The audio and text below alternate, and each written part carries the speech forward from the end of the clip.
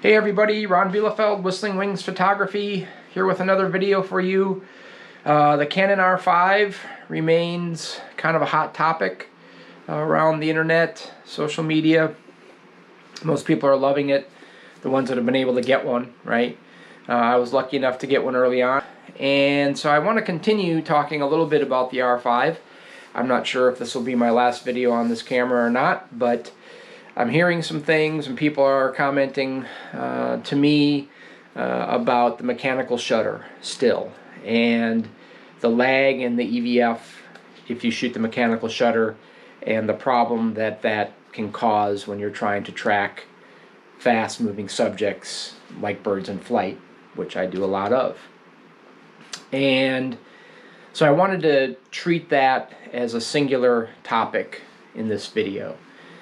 And what I'll show you shortly is, again, a GIF, a motion GIF, made up of over 300 images taken in a burst, featuring some birds in flight, right? And you can assess for yourself whether you can do it. And this burst, of course, was taken with the mechanical shutter, not the electronic shutter. And you can assess for yourself whether you can track a bird in flight with the mechanical shutter on the Canon R5. Now this GIF that I'm going to show was taken with the new 100 to 500 RF, and that review of that lens is coming up next. That's probably the next video I'm going to end up doing, so stay tuned if you're interested in that. And again, it's going to be from a bird in flight wildlife photographer perspective, my perspective. So, but anyway, back to the EVF lag and shooting mechanical shutter on the R5. You know, the mechanical shutter has different settings. You can set it to H+, which is 12 frames per second, to H, which is, I don't know, somewhere around 8, and then you know, it can go lower than that. You can get lower frames per second than even 6.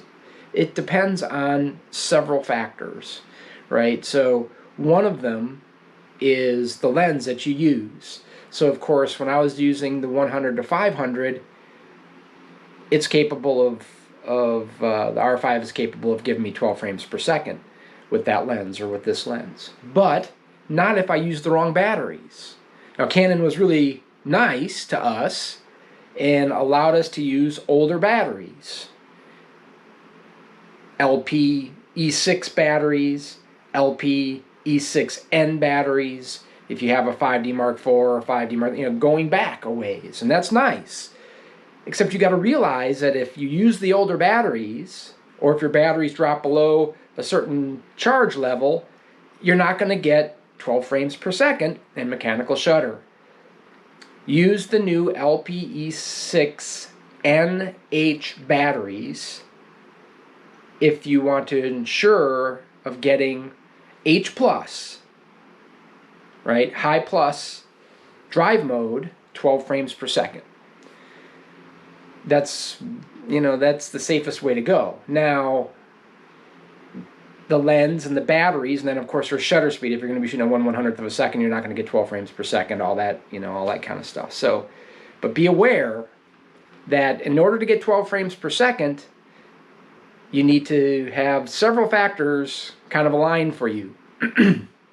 Now, why am I so hung up on 12 frames per second? It's because when you shoot 12 frames per second with a mechanical shutter, the lag and your ability to stay on a fast-moving subject like a bird in flight is much improved. Okay, it's really, really good. It's not hard to do. And so that 12 frames per second is kind of the factor that plays the most in this. If you drop down to a lower frames per second on mechanical shutter, the lag issue becomes greater.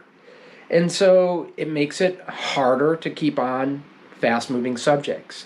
And so you really need to make sure that you're maximizing your frames per second in the mechanical shutter if you want to track fast-moving subjects. And so That's really what it comes down to.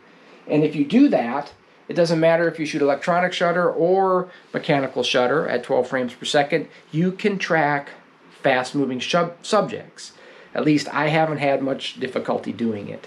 And so, if any, really. I mean, I really am beginning to like the mechanical shutter over the electronic shutter for fast-moving subjects when I don't feel like I'm going to need 20 frames per second, because it actually makes a noise.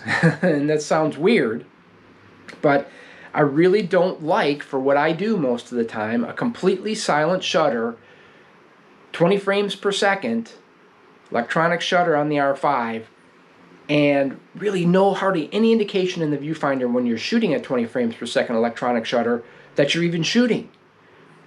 I need some feedback. That's me, right? I would love to have feedback most of the time when I'm out shooting birds in flight. Something quiet. I mean, the shutter on the R5, the mechanical shutter, is very, very quiet, so it really doesn't cause any problems for 90% of what I do. So I'm really liking the mechanical shutter, and it's really posing no drawback for me when it comes to tracking birds in flight. Now, the GIF is of black-bellied whistling ducks, right? Not the fastest birds in flight, but they're not slow either. They're a duck. I've done it with swallows. I've done it with teal, blue-winged teal. I'm not showing any of those GIFs. I could. I just didn't take the time to put them together, to tell you the truth. But you can do much faster subjects than even what I show you in this GIF. So, you know, the black-bellied whistling ducks in flight. And the cool thing, too, about using the mechanical shutter is you really don't hit a buffer. You never hit the buffer wall at all. I mean, this GIF is made up of over 300 images, right? Never hit the buffer. And when you stop shooting, basically you've got a full buffer to use of over 100 images even in the buffer. So it really doesn't limit you when it comes to action and how long that action lasts. Whereas with the electronic shutter, you can hit a buffer wall shooting at 20 frames per second pretty quickly. So that's another thing I really like about the mechanical shutter. So anyway, this debate over whether you can use mechanical shutter on the Canon R5 for fast-moving subjects, whether they be birds in flight or whatever, is really kind of over for me. I'm doing it every day I'm out shooting, and I very rarely shoot static subjects for very long. I'm always looking for something that's moving, and sometimes moving really, really fast. So I hope this helps put an end a little bit to whether you can use the mechanical shutter on the R5 for fast-moving subjects, birds in flight. You can. It's a little bit different feel, just like a lot of things that are new.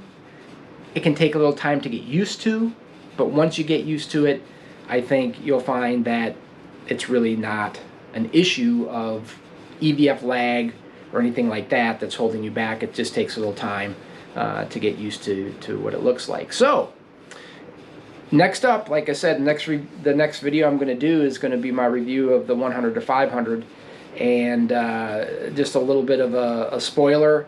I think if you're thinking about getting the 100 to 500, you're going to like what I have to say. So until next time, hey, get out, take some pictures, stay safe, see you soon.